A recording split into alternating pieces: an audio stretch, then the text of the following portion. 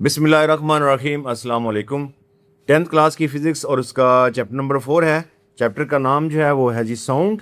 ठीक है, इसका न्यूमेरिकल नंबर 1 जो है इसको सॉल्व करते हैं। At a particular temperature the speed of sound in air is 333 metre per second. यानी अगर किसी ख़ास टेम्परेचर की बात की जाए, क्योंकि जो टेम्परेचर यानी दर्जा हरारत है ना, ये वेव्स के ऊपर असरअंदाज होता है, तो कहते हैं किसी ख़ास दर्जा हरारत पर जो साउंड की स्पीड है, ठीक है, साउंड की भी वेव्स होती है ना, तो उसकी जो स्पीड है वो 333 मीटर पर सेकंड है। यानी अगर टेम्परेचर वगैरह चेंज ना हो। If the wavelength of sound wave is 3 centimetre, यानी जो साउंड वेव हैं उनकी वेव लेंथ जो है अगर वो 3 सेंटीमीटर हो, calculate the frequency of the sound waves, तो हमें इनकी फ्रिक्वेंसी बतानी है। और साथ में क्या कहते हैं जी, is this frequency is the audible range of the human ear. यानी ये जो फ्रिक्वेंसी हम निकालेंगे ना इस न्यूमेरिकल को सॉल्व करके, तो वो कहते हैं बताएं क्या वो इंसानी कान जो है वो सुन सकता है, यानी काबिल समात है इंसानी कान के लिए। तो जो इंसानी कान है वो स्टूडेंट 20 हर्ट्ज से ना, यानी 20 हर्ट्ज से लेकर 20,000 हर्ट्ज जो है फ्रिक्वेंसी इस तक जो है वो सुन सकता है। यानी इतनी कम से कम मध्यम आवाज़, यानी इससे अगर नीचे फ्रिक्वेंसी होगी तो वो नहीं सुन सकता। और बुलंद तरीन जो फ्रिक्वेंसी है ये है, और इससे अगर ऊंची आवाज़ होगी तो भी इंसानी कान जो है वो नहीं सुन सकता। तो अगर इनके दरमियान में ये इसका आंसर आएगा तो फिर ये ऑडियोएबल होगी। तो चले इसको सॉल्व करते हैं जी। सबसे पहले हमें दी हुई है स्पीड ऑफ साउंड, ठीक है, इन एयर, और वो भी एक ख़ास टेम्परेचर पर, ठीक है जी। और वो कितनी है? 333 मीटर पर सेकेंड। तो स्पीड ऑफ साउंड भी लिख सकते हैं, तो चले मैं सैम्बल से यानी वी से लिख रहा हूँ, क्योंकि वी स्पीड को शो करेगा। 333 मीटर पर सेकेंड, ओके जी। उसके बाद हमें वेवलेंथ दी हुई है जो कि 3 सेंटीमीटर में है, तो वेवलेंथ भी आप लिख सकते हैं, सैम्बल अगर इस्तेमाल करना चाहें तो लैम्डा होता है, और ये है जी 3 सेंटीमीटर। अब देखें ये हमारे पास मीटर में है, तो इसको भी मीटर में करना होगा। तो 1 मीटर में यानी 1 जो मीटर है इसमें 100 सेंटीमीटर होते हैं, ठीक है। तो मीटर एक बड़ा यूनिट है और सेंटीमीटर छोटा यूनिट है। तो बड़े यूनिट में जाने के लिए 100 पे डिवाइड करेंगे, तो ये हमारे पास आ जाएगा 0.03 मीटर, ओके जी। तो नेक्स्ट देखें तो हमें क्या करना है, कैलकुलेट द फ्रिक्वेंसी। हमें फ्रिक्वेंसी को फाइंड करना है, यानी F is equal to question mark. तो यहाँ पे हम फार्मूला की एडिंग कर लेते हैं, क्योंकि नेक्स्ट हमें फार्मूला इस्तेमाल करना है। और इसमें जो फार्मूला वगैरह इस्तेमाल हो रहे हैं वो जो है वो पिछला चैप्टर जो हमने सॉल्व किया ना, चैप्टर नंबर 3, क्योंकि वो भी वेव्स से रिलेटेड है और साउंड जो है ये भी वेव्स में ही ट्रैवल करता है, तो वही फार्मूले तकरीबन आएंगे। तो v is equal to F lambda, formula इसमें आता है एफ लैम्डा। अब क्योंकि हमें एफ जो है ये फाइंड करना है, तो लैम्डा को इस तरफ ला के डिवाइड कर देंगे। तो इसकी अगर तरतीब लगाएं या अरेंज करें तो बनेगा F is equal to lambda V पे डिवाइड करें तो वी बाय लैम्डा, ओके। अब इसमें वैल्यूज को पुट करें और डिवाइड कर देते हैं। वी हमारे पास है जी 333 मीटर पर सेकेंड, और वेव लेंथ हमारे पास आई थी 0.03 मीटर, ठीक है। इसको डिवाइड करेंगे, इससे हमारे पास फ्रिक्वेंसी निकल आएगी। तो डिवाइड करने से ये हमारे पास आ रहा है जी 11,100, ठीक है जी, हर्ट्स में। तो फ्रिक्वेंसी हमारे पास क्या आ रही है जी, 11,100 हर्ट्स, ठीक है। और ये 20 से 20,000 हर्ट्स के दरमियान में आ रही है, इसका मतलब ये ऑडियोएबल है। चलें उसको एंड पे रिजल्ट में लिखेंगे, लेकिन अभी इसको हम जो है वो प्रीफिक्सेस में लिखना चाहें तो वो भी लिख सकते हैं। उसका क्या तरीका है जी, उसका ये है कि देखिए अभी हमारे पास 11,100 है, तो इसका जो पॉइंट है यानी इशारिया जो वो एंड पे है, ठीक है, ये कॉमा है, ये एंड पे इसका इशारिया है। तो इस पॉइंट को अगर हम यहाँ पे लाएं 3 अदद के बाद, तो ये बन जाएगा 11.1 और एंड वाले 0 ख़त्म, 10⁻³ हर्ट्स। अब जो 10⁻³ है ये किसके इक्वल होता है जी, किलो के इक्वल होता है, किलो का प्रीफिक्स होता है ना। तो F इज इक्वल टू 11.1 इसकी जगह पर किलो आ जाएगा और हर्ट्स। और दूसरा ये था कि ये ऑडियोएबल है, यानी इंसानी कान इसको सुन सकता है, इसकी रेंज इसके दरमियान में आ रही है। तो यहाँ पे हम रिजल्ट की हेडिंग बना देते हैं। रिजल्ट में हम क्या लिखेंगे जी, since the human hearing range is 20 hertz to 20,000 hertz, so this frequency is audible, ठीक है जी, this frequency is audible. Next हमारे पास न्यूमेरिकल नंबर 2 है, और इसमें कह रहे हैं a clock Chimes 48 time in 1 minutes, यानी एक घड़ी या जो क्लॉक है 1 मिनट के अंदर 48 दफ़ा वो चाइम्स का मतलब टिक टिक या बजना, ठीक है, टिक टिक कर चले, ये समझ लें कि एक क्लॉक जो है वो 1 मिनट में 48 दफ़ा टिक टिक कर रहा है, ठीक है जी। Calculate the frequency and period of the chimes, यानी वो जो टिक टिक करने की फ्रिक्वेंसी और टाइम पीरियड है, इन दोनों को हमने कैलकुलेट करना है। तो गिवन डाटा में हमारे पास जस्ट एक तो नंबर ऑफ चाइम्स आ रहा है, चलें यहाँ पे हम नंबर ऑफ चाइम लिख सकते हैं, क्योंकि इसके लिए कोई ख़ास सैम्पल नहीं होगा तो मुकम्मल लिखेंगे जी। नंबर ऑफ चाइम्स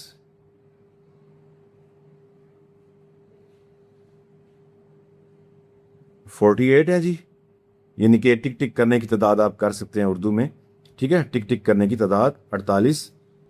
टाइम हमारे पास कितना है जी, टाइम आ रहा है 1 मिनट, ठीक है जी, 1 मिनट,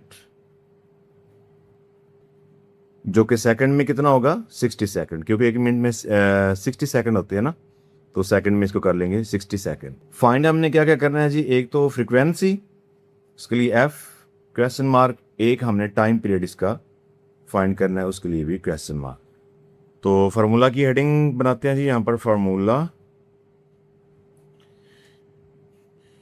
तो चलें पहले हम फ्रीक्वेंसी निकालते हैं। फ्रीक्वेंसी के लिए क्या होता है जी, नंबर ऑफ चाइम्स यानी कि तादाद उनकी, और उस पर टाइम, टाइम को डिवाइड कर देंगे। तो हम यहाँ पे लिख सकते हैं number of Chimes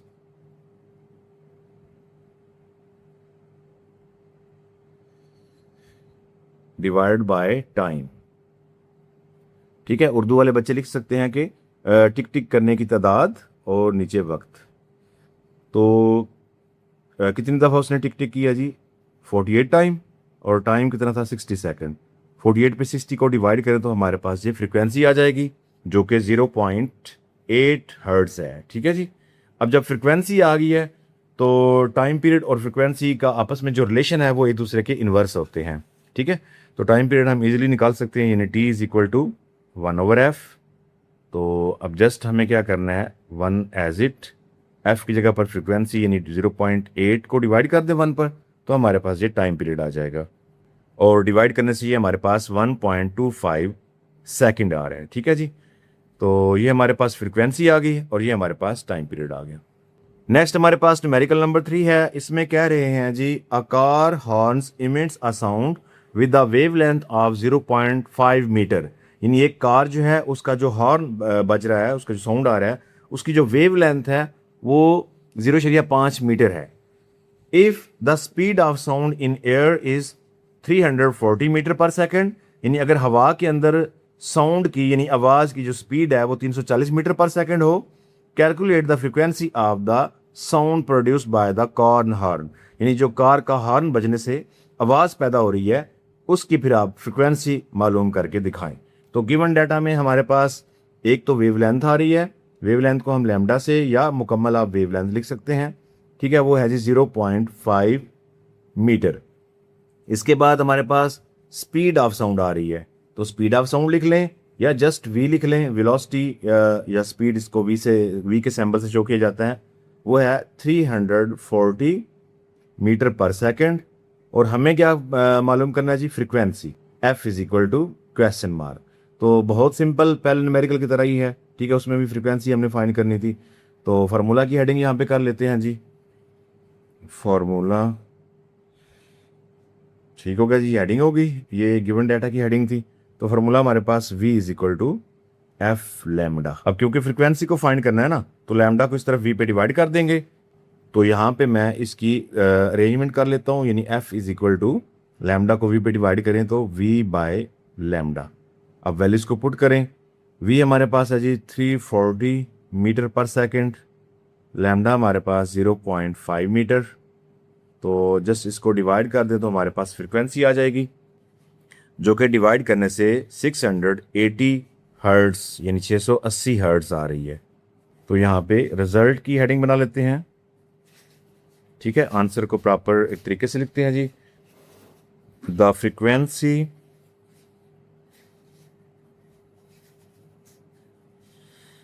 produced by the car horn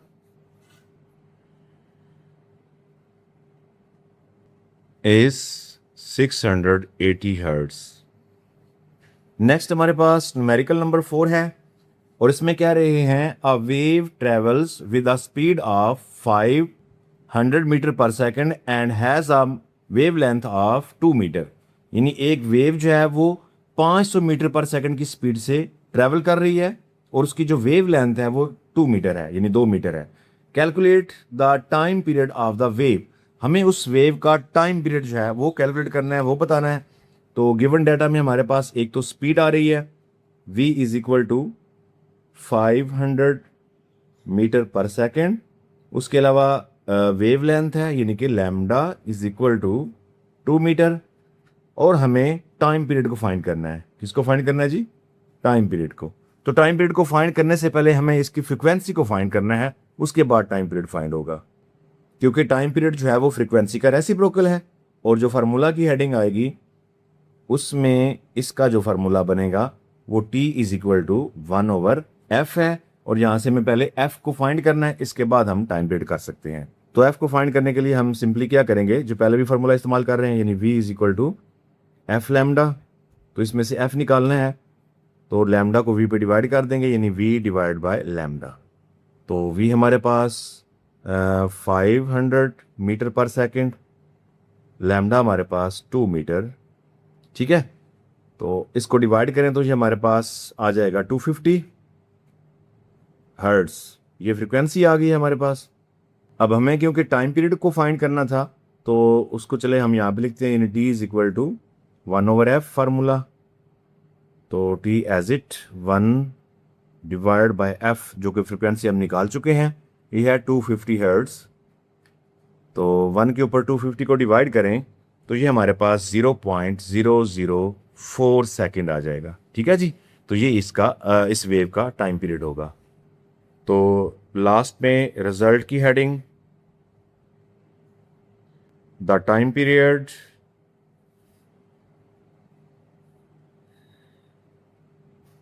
of the wave is 0.004 second, ठीक है जी। ये भी सेकंड है, ठीक है, और ये भी सेकंड। चलें इसको थोड़ा ऐसे कर देते हैं सेकंड, ताकि अलग सा नजर आए, ठीक है। नेक्स्ट हमारे पास न्यूमेरिकल नंबर 5 है जी, और इसमें कहते हैं जी a research board sends a sound wave straight to the sea bed and receive the echo 2 second later. यानी एक रिसर्च बोर्ड है, जैसे कि ये डायग्राम में आपको नजर आ रही है, ये क्या करती है, ये साउंड वेव्स को नीचे समंदर की सतह तक भेजती है। यानी सी बेड जो समंदर की सतह है, निचली सतह, ठीक है, वहां तक साउंड वेव को भेज रही है, और 2 सेकंड के बाद वापस इको जो है उसे सुनाई देती है। यानी ये साउंड वेव्स टकराने के बाद वापस इस जो डिवाइस यहाँ पे लगी होगी ना बोर्ड के अंदर, यानी ये वापस ऐसे इसकी तरफ वेव्स जाएंगी यहाँ तक। तो कितना टाइम लगता है उस पर? 2 सेकंड, ठीक है। The speed of sound in sea water is 1600 metre per second, और समंदर के पानी के अंदर जो साउंड वेव की स्पीड होती है वो कितनी है जी? 1600 मीटर पर सेकेंड। ये भी हमें दे दी गई है। Find the depth of the sea at this position, यानी इस पोजिशन पर जहाँ पे अभी ये बोट है, इस पर बताएं कि समंदर कितना गहरा है, इसकी गहराई हमने फाइंड करनी है। तो गिवन डाटा में हमारे पास जो दिया हुआ है, एक तो टाइम है, ठीक है, और एक हमारे पास इसकी स्पीड है। तो पहले मैं स्पीड लिख रहा हूँ, जो समंदर के पानी के अंदर होती है साउंड की speed, v is equal to 1600 metre per second. उसके बाद टाइम हमें दिया हुआ है। अब टाइम को ना थोड़ा समझना स्टूडेंट, वो कहते हैं 2 सेकेंड इस पे यूज हो रहे हैं, ठीक है, यहाँ से निकलने के फिर टकरा के वापस आने तक, यानी टोटल टाइम है, ठीक है ना। ये जैसे कि लिखा हुआ है कि receive the echo 2 second later, यानी 2 सेकेंड बाद हमें इको रिसीव हो गई है। यानी वेव्स निकालने से, साउंड की वेव्स इधर से निकालने से वापस आने तक 2 सेकेंड लगे हैं। इसका मतलब है कि हमें एक सिमत में, यानी कि साउंड की वेव्स को यहाँ तक आने पे या वापस जाने पे एक सेकेंड लगा है। यानी जितना टाइम नीचे आने पे लगा है, इतना टाइम ही वापस जाने पे लगा है। तो या तो यह है कि आप इसको 1 सेकेंड लिख लें, यानी हाफ टाइम जो उसका है, ठीक है, तो या फिर आप 2 सेकंड भी लिख सकते हैं। इसकी दो सिचुएशन है, तो दोनों सूरतों में हम सॉल्व कर लेते हैं जैसे आपको सही लगे। ठीक हो गया जी। अब फाइंड हमने करनी है जी डेप्थ, यानी इसकी गहराई, मतलब कि डिस्टेंस। ठीक है, तो डी से आप शो कर सकते हैं क्योंकि यहां से यहां तक का फासला बनेगा ना, तो इसको हमने फाइंड करना है। अब एस हो या डी हो, फासला ही है। S is equal to V ज़रब टी फार्मूला बनता है, तो ये D is equal to V ज़रब टी फार्मूला बनेगा। तो उससे पहले हम यहां पे फार्मूला की हेडिंग कर लेते हैं। तो नीचे इसके फार्मूला भी लिख लेते हैं, D is equal to V multiply T. अब v कितना है जी, ये है 1600 metre per second multiply T. अगर तो आप पहले दफे ही एक सिमत का टाइम ले लें, ठीक है, यानी जो नीचे जाने तक टाइम लगा या नीचे से जो इको है उसको वापस बोर्ड तक आने में टाइम लगा, यानी 1, तो ये फौरन से सॉल्व हो जाएगा, यानी कि यही आंसर आ जाएगा 1600 मीटर। ठीक है, यानी ये पर सेकंड और सेकंड आपस में कैंसिल, तो ये 1600 मीटर ही इसकी डेप्थ बनती है और ये इसका आंसर भी है। लेकिन अगर आप इस टाइम को यूज करते हैं, यानी डबल टाइम आने और जाने दोनों पे लग गया है, तो उसके लिए भी इस यही फार्मूला आएगा, लेकिन एंड पे हमें जो आंसर आएगा उसको फिर हाफ करना होगा। जैसे मैं यहाँ पे अगर सेकंड मेथड लिखूँ ना, तो उसमें हमें क्या करना है, उसमें भी हमें D is equal to V multiply T करना है। तो v तो हमारा 1600 मीटर पर सेकंड ही है, मल्टीप्लाई करें टाइम 2 सेकंड अगर हम करें, तो इसमें ये क्या आ जाएगा, ये आ जाएगा 3200 मीटर, यानी ये पर सेकंड और सेकंड कैंसिल, 3200 मीटर। अब ये आने और जाने दोनों का टोटल ट्रैवल डिस्टेंस है, यानी 1600 इसने नीचे आने पे किया और 1600 वापस जाने पे किया। लेकिन हमें तो इसकी डेप्थ यानी गहराई देखनी है, तो वो तो एक ही सिमत बन जाएगी ना, तो इसलिए इसको हाफ कर दें, तो ये भी 1600 मीटर बन जाएगा। तो ऐसे ही कर लें या इस तरह कर लें, आपकी मर्जी है। तो एंड पे हम यहाँ पे रिजल्ट की हेडिंग बनाते हैं जी। तो रिजल्ट में हमारे पास क्या लिखा जाएगा, the depth of the sea is 1600 metre. Next हमारे पास न्यूमेरिकल नंबर 6 है। इसमें कह रहे हैं a person claps his hand near a mountain, यानी एक पहाड़ के सामने एक बंदा जो है वो ताली बजा रहा है। And hears the echo after 6 second, 6 second के बाद वो इको सुनता है। इको यानी गूंज जो होती है, अक्सर आप लोगों ने मुशाहिदा किया होगा, कमरे में या कहीं दूर दीवार के सामने बोलें ऊंची आवाज़ में या क्लैपिंग करें तो हमें दोबारा थोड़ी देर बाद एक चीज़ सुनाई देती है जिसको हम इको कहते हैं। ठीक है, तो यहाँ पे यानी इसने ताली बजाई, यहाँ पे वेव्स पहुंची साउंड की, और जहाँ से टकराने के बाद फिर वापस जो है वो इसको ऐसे वापस इसको सुनाई देंगी। तो इसका मतलब है टोटल 6 अगर सेकंड लग रहे हैं तो 3 सेकंड इसके जाने पर हैं और 3 सेकंड जो है वो वापस आने पर हैं। ठीक है, if the speed of sound is 343 metre per second, यानी अगर इसकी साउंड की स्पीड ये है हमारे पास 343 मीटर पर सेकंड हो, what is the distance of the mountain from the person, यानी इस बंदे से पहाड़ का कितना फासला है। सेम इससे पिछले क्वेश्चन की तरह है। तो चले इसको सॉल्व करते हैं जी। सबसे पहले हमें जो चले स्पीड को लिख लेते हैं, v is equal to 343 metre per second. Okay, इसके बाद हमें टाइम दिया हुआ है, तो अगेन चाहें तो आप 6 सेकंड लिख के फिर इस फासले को हाफ कर लें जो डिस्टेंस निकले, या फिर हम पहले ही टाइम को ही हाफ लिख लेते हैं, यानी टोटल 6 सेकंड है तो 3 सेकंड जाने पर 3 सेकंड आने पर। तो अगर डबल रखेंगे तो डबल फासला इसमें जो है, क्योंकि हमें फासला ही निकालना है, तो दोनों तरफ का फासला आने जाने का निकल जाएगा। तो हमें क्योंकि यहाँ से यहाँ तक एक सिमत यानी टोटल डिस्टेंस निकालना है ना यहाँ से यहाँ तक, तो जस्ट हम हाफ टाइम को रख लेते हैं, ये 3 सेकंड। इसके बाद हमें मालूम करना है जी डिस्टेंस, तो distance d is equal to question mark. तो फार्मूला की हेडिंग यहाँ पे बनाते हैं जी। फार्मूला में हमारे पास सिंपल यही आएगा, d is equal to V multiply T. तो v हमारे पास 343 metre per second multiply time हमारे पास है जी 3 सेकेंड। तो अब मैंने हाफ टाइम रखा है ताकि पहली दफ़ा ही आंसर सीधा आ जाए। ठीक है, तो इसको 343 को 3 से मल्टीप्लाई करेंगे तो हमारे पास ये टोटल डिस्टेंस आ जाएगा मैन और माउंटेन के दरमियान, यानी आदमी और पहाड़ के दरमियान का फासला। तो मल्टीप्लाई करने से ये हमारे पास आ जाएगा 1029 मीटर। ठीक है, ये सेकंड और पर सेकंड आपस में कैंसिल, जस्ट मीटर आ जाएगा। तो अगर आपने यहाँ पे 6 सेकंड रख के हल करना है तो उसका जो भी डिस्टेंस यहाँ पे आएगा उसको फिर 2 से डिवाइड करके फिर आपने हाफ कर लेना है। वैसे भी आप कर सकते हैं और इस तरह भी। तो रिजल्ट में हमारे पास क्या आएगा जी, रिजल्ट की यहाँ पे हेडिंग बना देते हैं।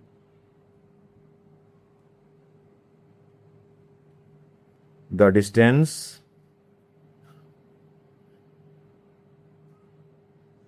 of the mountain